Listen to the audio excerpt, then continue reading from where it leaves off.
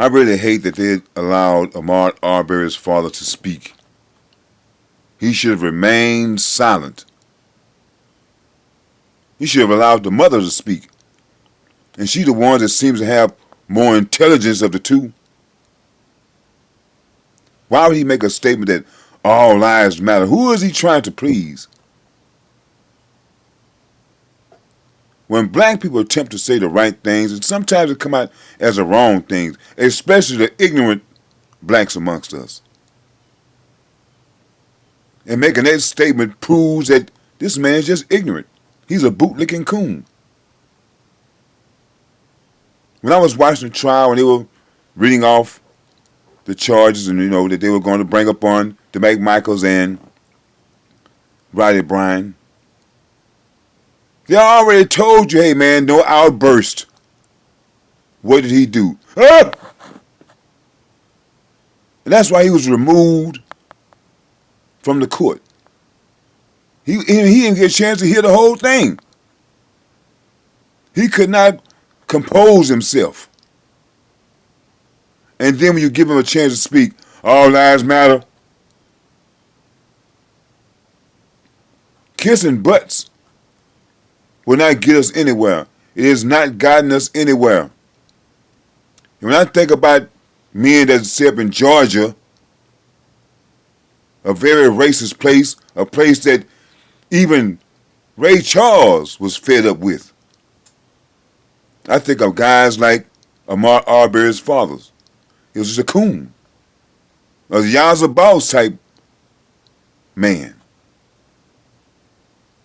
And I just wish they would not have given this man the mic. And now you have all white people talking about, well, you see how Al Sharpton and Ben Crump looked when he said all lives matter? It's divide and conquer. And guys like Ahmaud Arbery's father, he knows it. But because he's a coon, he cannot help himself but to coon. Now honestly, when I see guys with that type of hairline that Ahmaud Arbery's father has, that's the first indication of a coon. Look at all the guys with those type of hairlines and the words that come out of their mouths. It's coonish. And that is not going to get us anywhere as a people.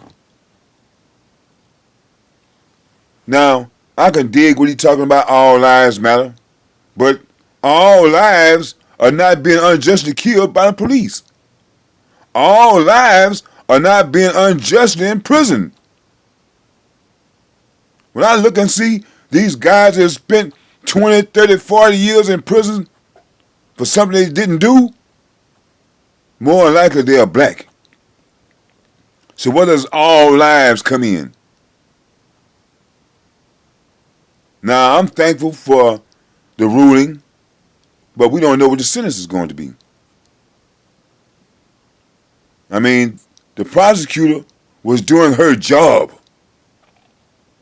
whether it was a white person or a black person that she was representing.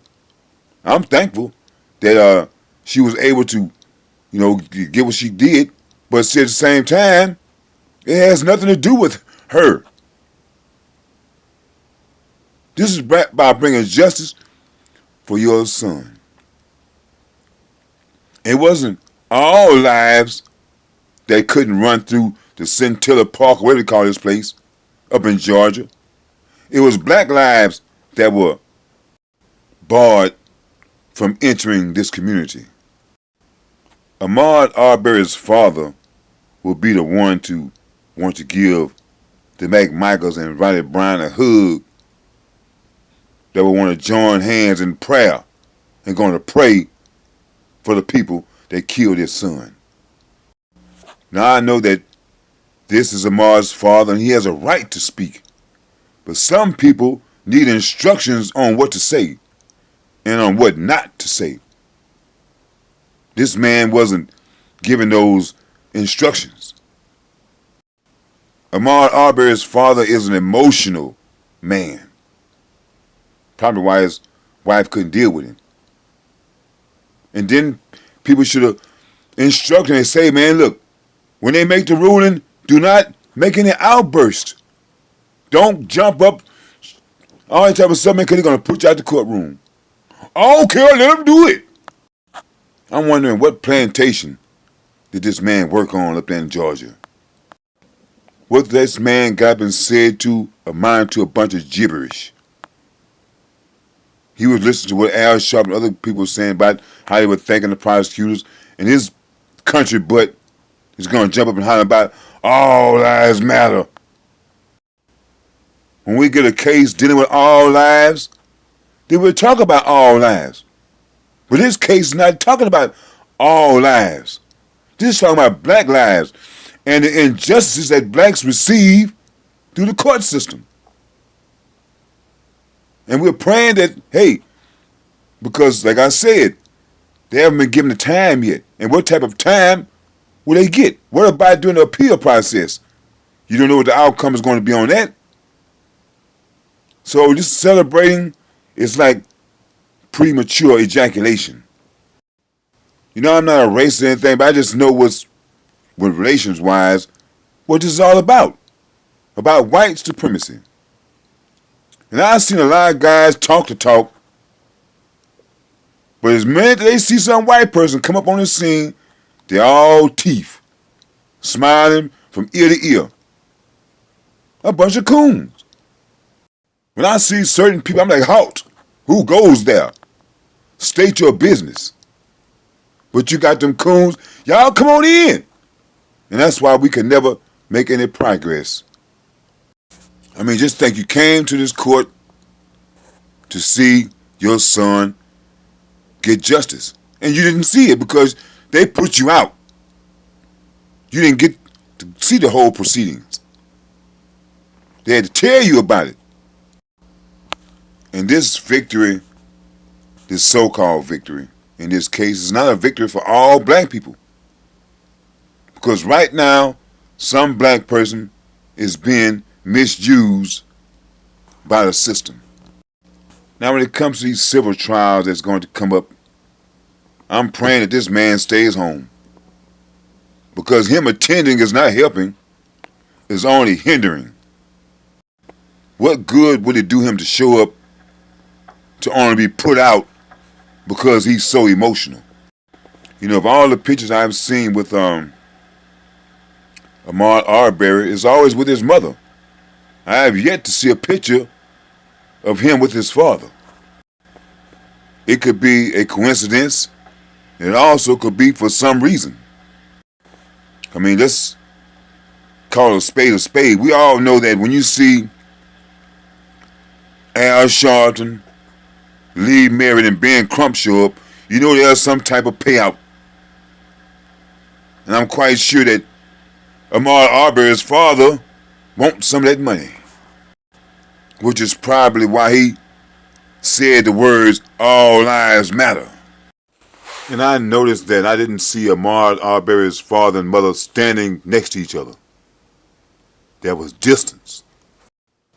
And I'm quite sure if there's any type of payout, she's not going to allow this man to get one thin dime so he can stop with the cooning. But I really don't know. It's just me guessing.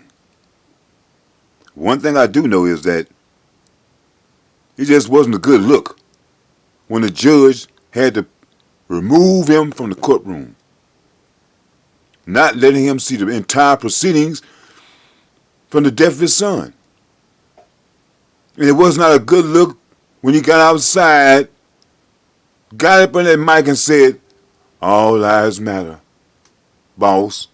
And if what these white people are saying is true about Al Sharpton and Ben Crumpton, kind of looking funny at Ahmaud Arbery for saying all lives matter, that's really saying something. Because we all have our feelings towards Al Sharpton and Ben Crump. You know, I've been to a few of these little small towns, and it's a shame the way the black men in these towns are all beaten down. And the women are the ones that are the riders. You know, it's just something that just happens in the black community for some reason is that the women speak up and the men tuck their tails.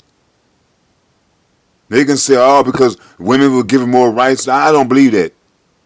Because in spite of the rights that we are not given, me as a black man has never stopped me from speaking my mind. That has never stopped me from presenting myself as to be a man.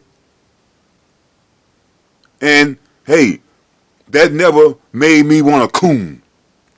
You know, and to have Al Sharpton and Ben Crump and them look at you funny, man, that is something bad to be said about you. So what I'm really saying is if you're a black man and you are not man enough to say what actually needs to be said, sit down and shut the hell up.